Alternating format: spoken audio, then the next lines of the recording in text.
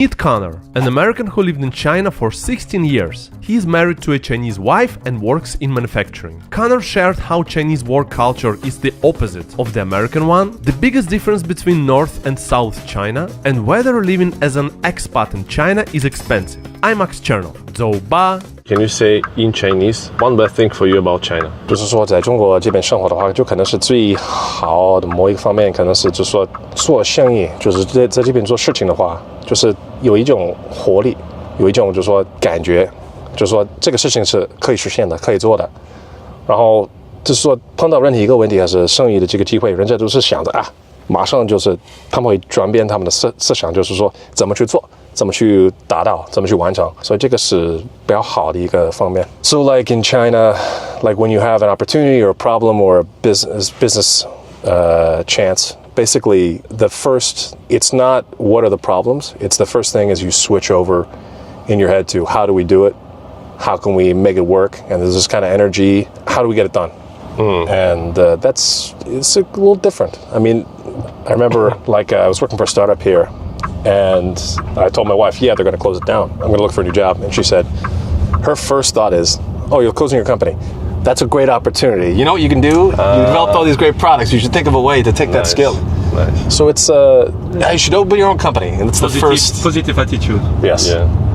I mean, you got to understand these people like my wife grew up in a one-room farmhouse with no electricity. They didn't have like a stove. They just had fire that they cooked over a wok. They had an outhouse, and it's like she started working at 18. She was too poor to go to college, and she was making, hundreds of thousands of dollars a year in real estate. Bought multiple houses, and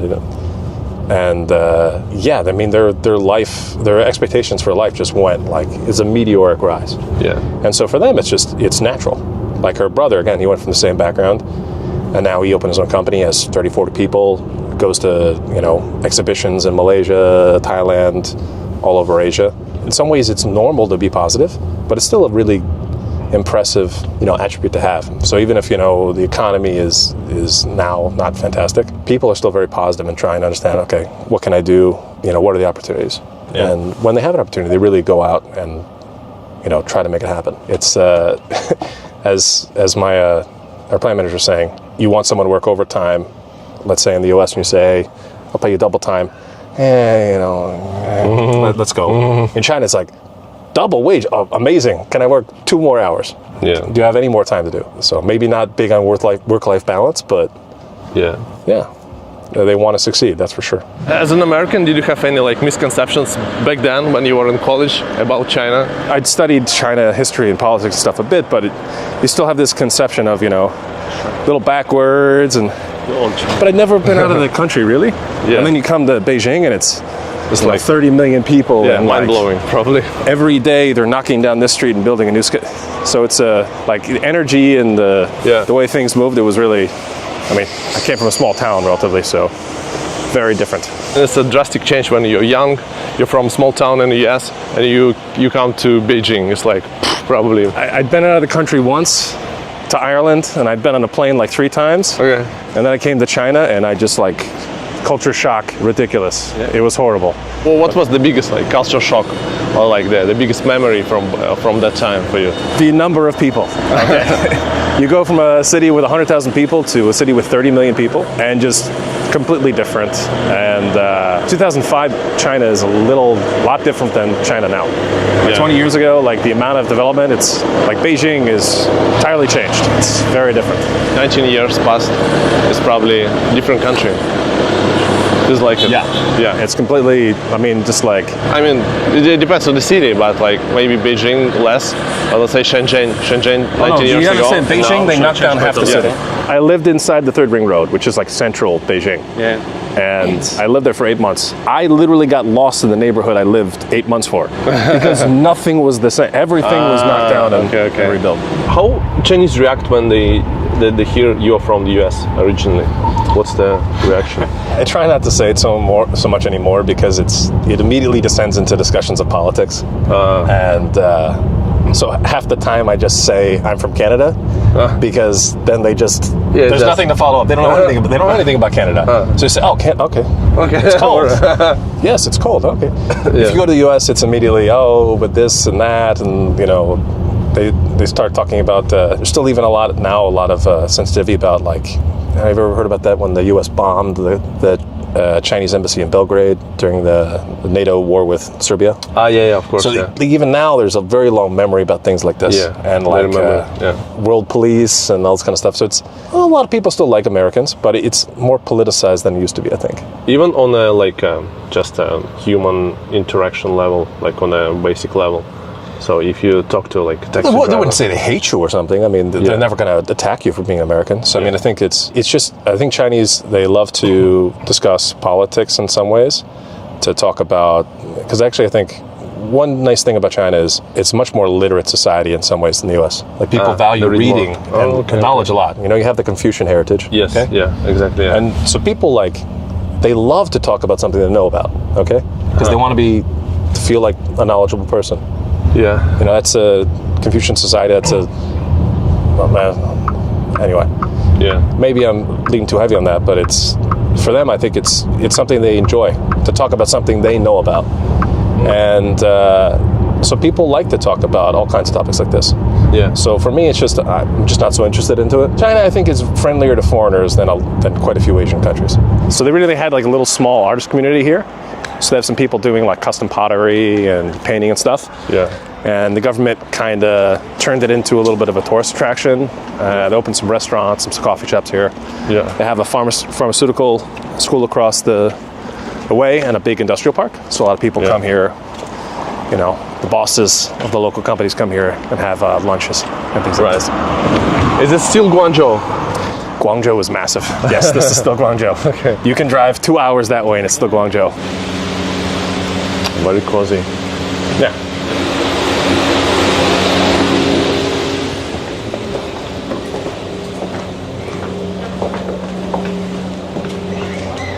先坐一下，可以。没那么早啊。我知道，不会吃。先坐一下，喝点茶。Are you into Chinese food? Yes. Though I don't like southern food as much as I like northern food and fooding from over there.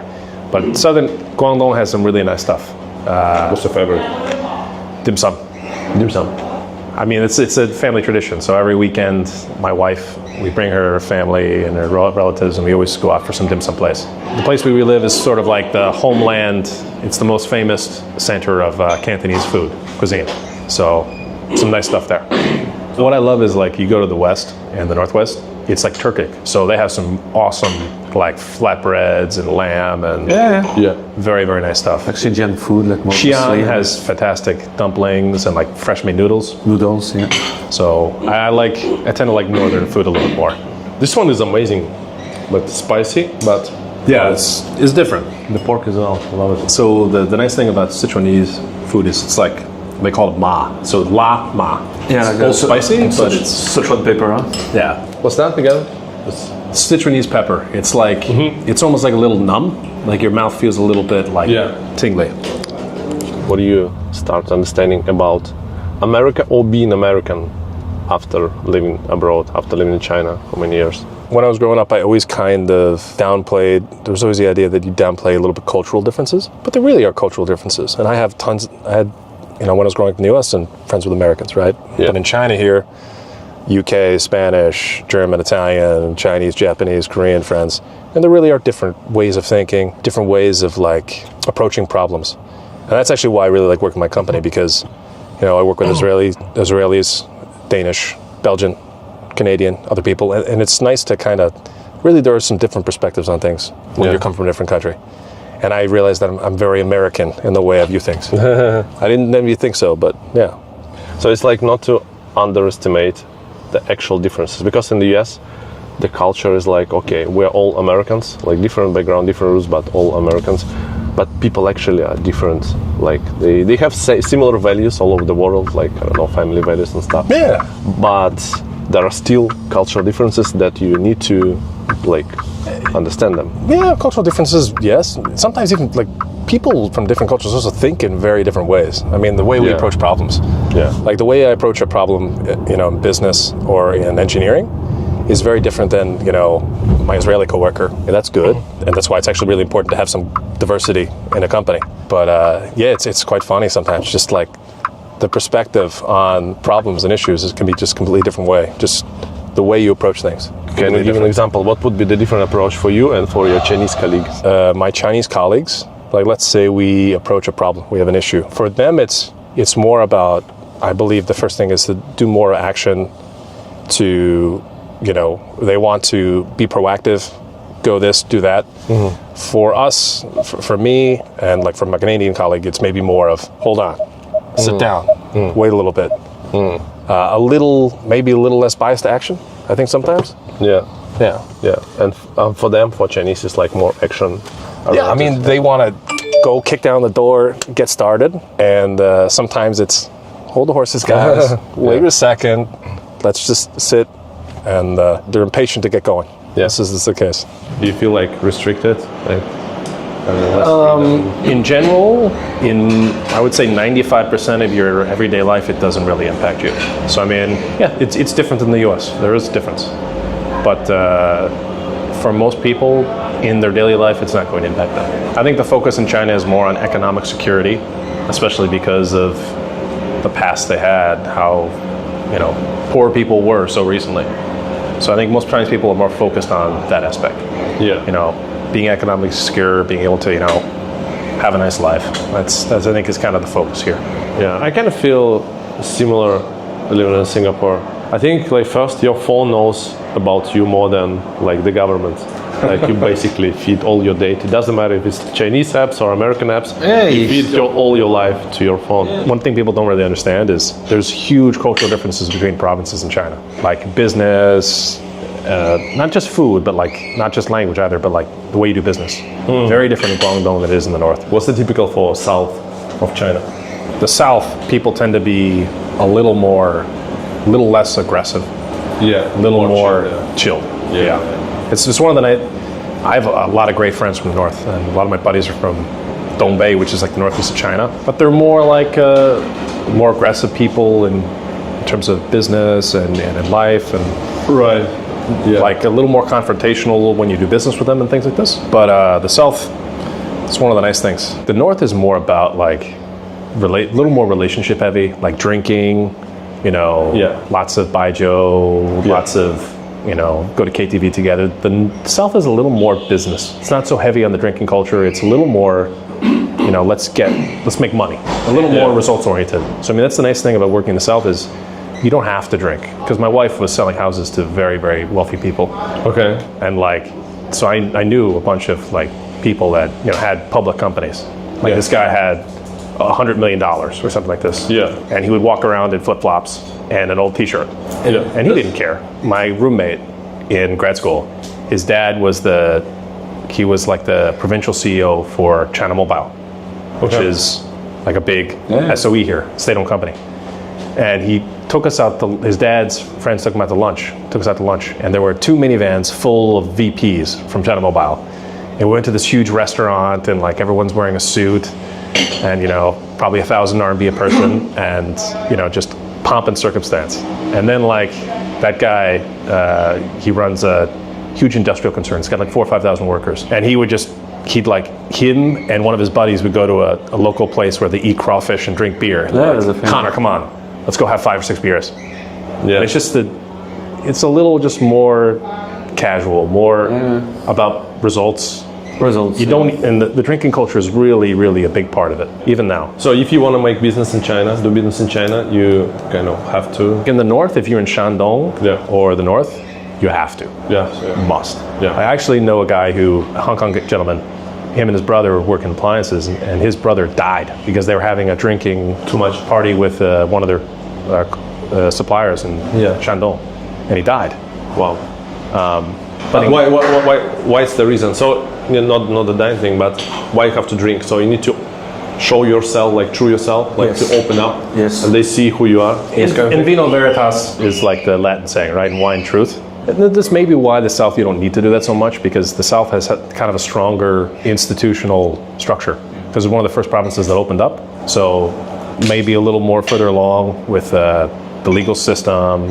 Like everything here is actually super convenient to do business here. Like opening a company, like going to the tax bureau, it's actually pretty fast. And I mean, there's always, hiccups, but I would say compared to Europe, it's probably much easier to do business here. And so they don't need to rely on drinking but I mean, it still happens. I would say sometimes business in China, like difference between provinces, it's more like Europe and where you have different countries. Like the difference is that pronounced. Yeah. They all see themselves as Chinese, very much so. Yeah. But there's language and real cultural differences. How Chinese react then when you start speaking Chinese? When I'm on the phone, they usually don't know I'm a foreigner. Okay. So your accent is also like very... I have a good accent, but it's also like, you understand, there's so many non-native Mandarin speakers in China.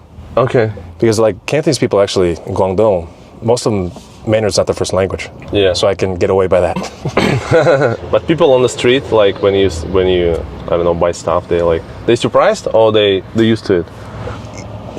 They used to be shocked. Now it's kind of, I think it's because like social media, like there's a lot of like foreigners on like Chinese social media, where they kind of show off fluency, and some people that it's really impressive. Like they speak perfect Mandarin, they speak perfect Shanghainese or like all local dialects.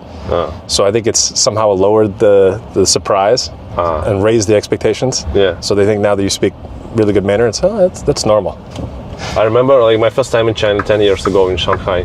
So I actually like was walking around the streets of Shanghai and people come to ask for a selfie. Like 10 years ago. I don't know if it's the case now or not. It really depends where you were. Yeah. Like I've lived in some really small towns in China, and like you're just like an alien. I remember my first year in Beijing, I had a Haitian American, like a girl from my school that studied abroad with me. Yeah. And like people would come up here and touch her hair and touch her braids and just never seen it. Yeah. In Huadu, somewhere like here, it's pretty out of the way. So yeah, you get stared at a lot, Yeah. But sometimes people stop you to take a picture, but Jerry, they're tourists. I may be too big and scary to take a picture with. But if you start to chat with somebody, definitely they want a picture with you. Yeah. What would be the budget for, let's say, the family of 3, monthly budget to live in Guangzhou? As an expat, I would say probably spend at least 20, 25. Yeah, minimum. 20-25,000 renminbi. Yeah, so let's say like $4,000 a month. Okay. It's a rent and then everything. Including rent. Yeah. I mean, again, So you're not going to rent get a would huge be place with that. You're going to get a small apartment. So the rent would be 2K, 1K, 2K? So like here, I'm out in the middle of nowhere. Like I pay $300 a month. Literally, rent. At the middle of nowhere, huh? Yeah. So if he's in Baiyun, which is more central district, it's probably like $1,000. If you're in downtown, $2,000, maybe more.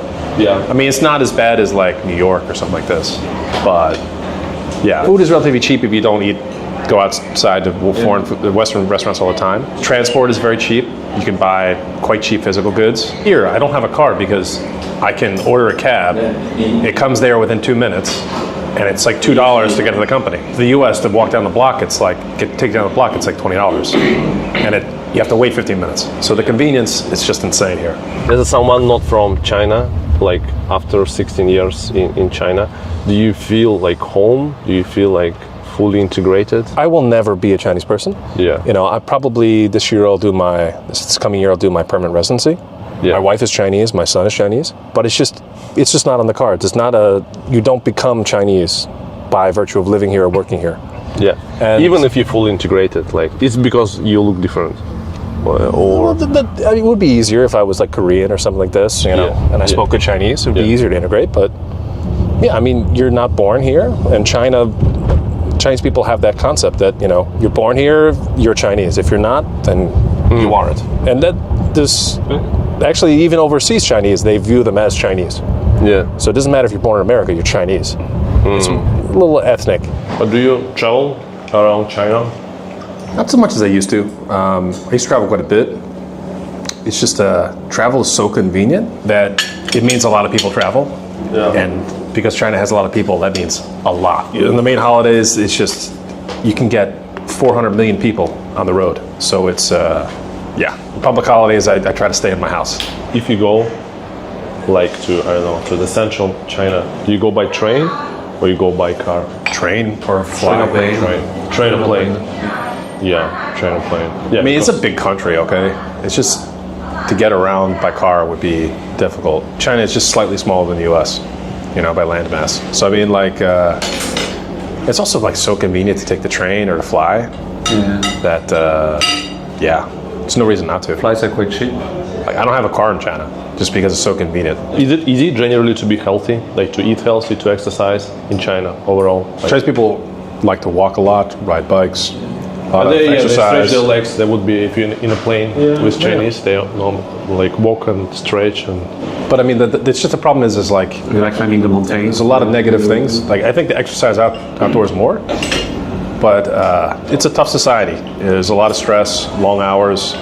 People don't eat super healthy. Eat outside the house a lot. You know, not so many opportunities to exercise. So many diabetes and smoking. It's all a huge problem here. I remember when I was jogging outside in 2010 in Shunda. People looked at me like, "What are you doing?" But now, like every day in my little community, like I walk around and tons of people, you know, going for runs. Marathons are huge in China. Like the marathon business is massive. It's exploded. Yeah, running is exploding. Yeah. Cycling too, like everyone, like the sales of high-end cycles and stuff. So upper middle class people, I would say the last like 5 years, maybe a little longer, upper class there's an people. explosion in gyms, cycling, gyms a lot, huh? all this kind of stuff. Yeah.